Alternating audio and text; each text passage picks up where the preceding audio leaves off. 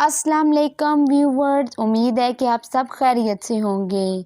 आज मैं आपको जापान में मौजूद हॉन्टेड हाउसेस के बारे में बताऊंगी। फुल स्टोरी के बारे में जानने के लिए हमारी वीडियो को स्टार्ट से एंड तक लाजमी देखिए। आप देख रही हैं स्ट्रेंज रियलिटी। मैं हूं फातिमा, और अगर आप हमारे चैनल पर न्यू हैं तो सब्सक्राइब कर लें और बेल के आइकन पर क्लिक करके ऑल कर लें, ताकि हमारी आने वाली अमेजिंग वीडियोस आपको मिल सकें। चलिए वीडियो स्टार्ट करते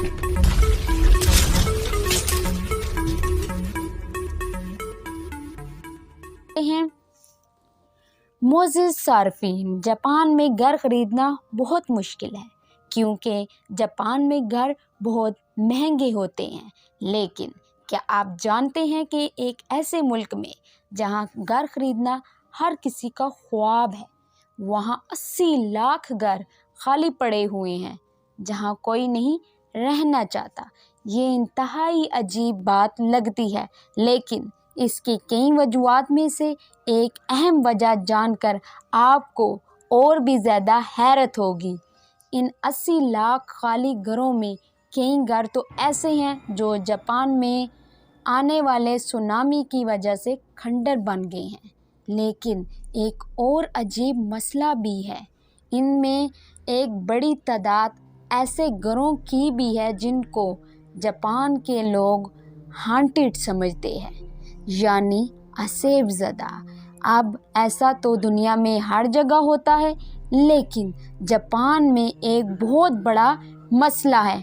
जापान में लोगों का मानना है कि अगर किसी घर में किसी इंसान की मौत खुदकुशी से हुई है, या फिर किसी को कत्ल किया गया, या फिर किसी के साथ कोई हादसा पेश आया, जैसा कि घर में आग लगने की वजह से मौत हो, या फिर किसी की मौत अकेलेपन में हुई है, यानी उसके मरने के बाद उसकी लाश कई दिनों तक ऐसे ही पड़ी रही, तो उस इंसान की रूह उसी घर में वापस आकर रहने लगती है। ऐसा जापान में लोग मानते हैं। ना सिर्फ घर बल्कि ऑफिसेज, रेस्टोरेंट, दूसरी बिल्डिंग्स, हर जगह अगर किसी की ऐसे मौत हो जाए तो उस जगह पर रहने से जापानीज़ लोग घबराते हैं। जापान में ये इतना बड़ा मसला है कि ऐसे मकामात को खाली छोड़ दिया जाता है, जैसा कि घर वगैरह। चाहे घर कितना भी बड़ा खूबसूरत क्यों ना हो, उसको बेचने का बहुत ज़्यादा मसला हो जाता है।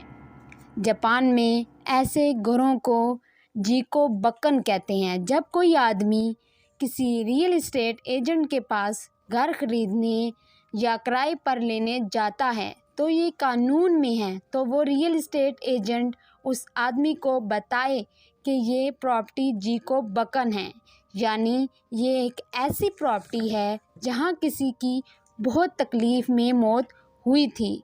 अगर रियल एस्टेट एजेंट ये बात नहीं बताएगा और ये बात छुपाएगा तो घर लेने वाला इसके ख़िलाफ़ अदालत में जा सकता है। अब आप खुद अंदाज़ा लगाएं कि जापान में ये कितना सीरियस मसला है।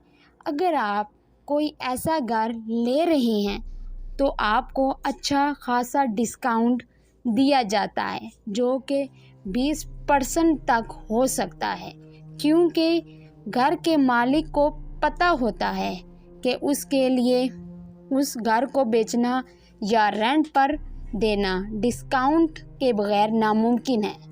ऐसे घरों की जिसे ये लोग असेब ज़दा समझते हैं, उसकी अलहदा से एक वेबसाइट भी मौजूद है जहां से आप इन घरों को सस्ते दामों में ले सकते हैं।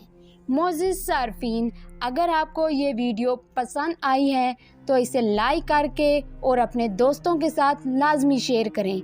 मिलेंगे नेक्स्ट अच्छी सी अमेजिंग वीडियो के साथ, तब तक के लिए अल्लाह हाफिज़।